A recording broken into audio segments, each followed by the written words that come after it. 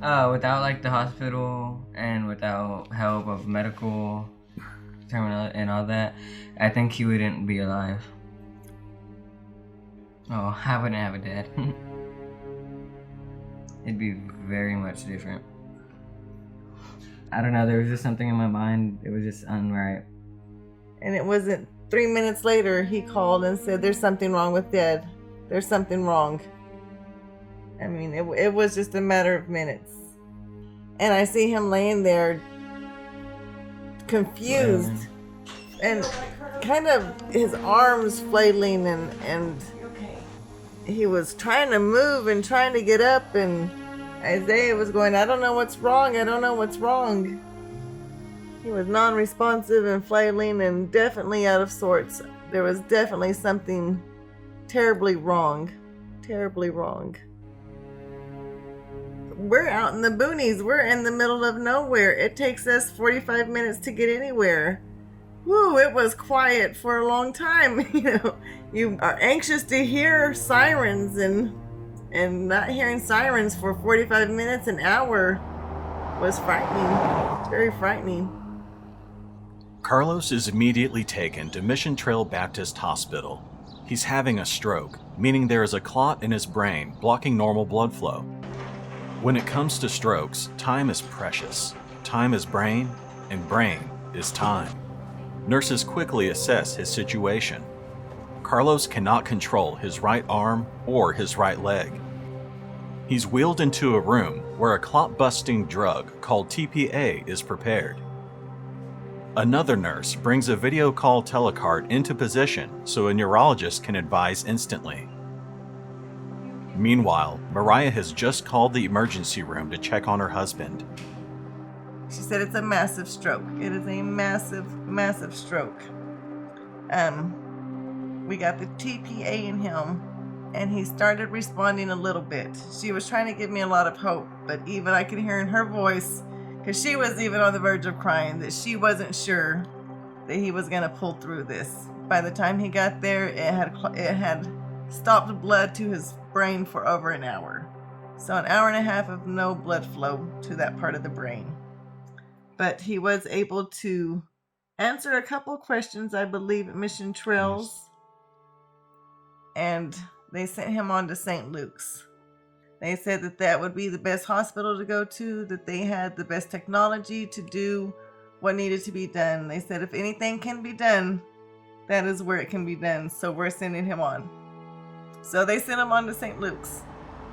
St. Luke's Baptist Hospital is home to Baptist Health's comprehensive stroke program. The most advanced stroke technology and specialists can be found here. Carlos's stroke is so severe that the clot-busting TPA did not entirely restore blood flow. So Carlos is wheeled into an imaging suite for a CT scan. Once the CT scan is completed, specialists are able to scroll through a 3D image of his brain. This allows them to locate the clot and detect any other issues. Okay, let's get it hooked up, guys. From this imaging, the neurocath lab is able to perform a thrombectomy. A thrombectomy allows a surgeon to remove any remaining clot from Carlos's brain using a catheter. The catheter travels through an incision in the groin, through an artery, and to the location of the clot. This incredible procedure removes the clot and returns blood flow to Carlos's brain. Baptist Health moves exceptionally fast to minimize brain damage and improve quality of life for Carlos. Hang in there. We read up about it. The parts of his brain that had no oxygen are pretty much dead. He shouldn't be able to speak. He shouldn't be able to understand what I'm saying. They thought it was globalized, which means he wouldn't understand and he wouldn't be able to process what people were saying, and he wouldn't be able to answer us. I had thought I was going to have to quit my job, become just a provider for him. Would he end up in a nursing home? It was pretty scary. I didn't know if I would be able to continue working.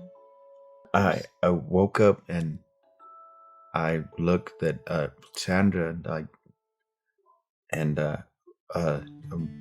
she said Raya is with you, and I thought, well, I need to go home and fend for myself. She gave me hope.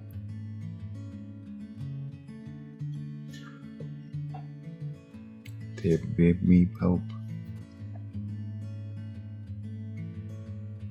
St. Luke's takes a team approach to rehabilitation. A vast assortment of specialists help Carlos to breathe, eat, use his arm, sit up, walk, and even relearn how to speak. The care these specialists pour into Carlos inspires real progress every day. I eat a high fat. It's easy, isn't it? Yes.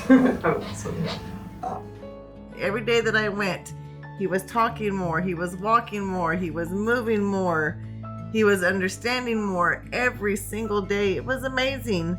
We did not think that the process would be quick. It was amazing. And they must have been great, because we know that he does not always, he's not the most personable person. He's kind of a shy person. He doesn't like everybody, but he loved those therapists and did whatever they wanted. And I was thankful for that. I was thankful. Baptist Health assigns Bree, a nurse navigator, to Carlos and Mariah to guide them in their journey to recovery.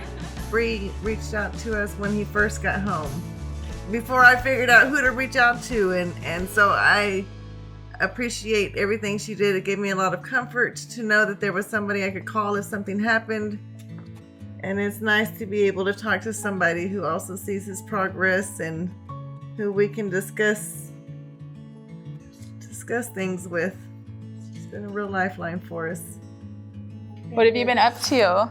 Well, just they're going to therapy and Going to therapy? do fishing. You're fishing? Yes. That is awesome. Other than that, just a little get clean and You're cleaning? yeah. That's awesome. Clean, it's wonderful. Yes. That is great. I'm so happy to see you. You're doing awesome. Thank you. I'm happy and go lucky.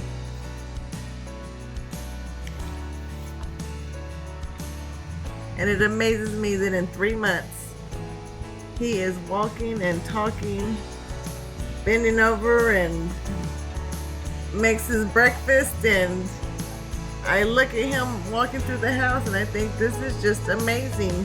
What a blessing. The future looks good. It's Yes. a bright future. One day at a time. They've given us a lot of hope Yes.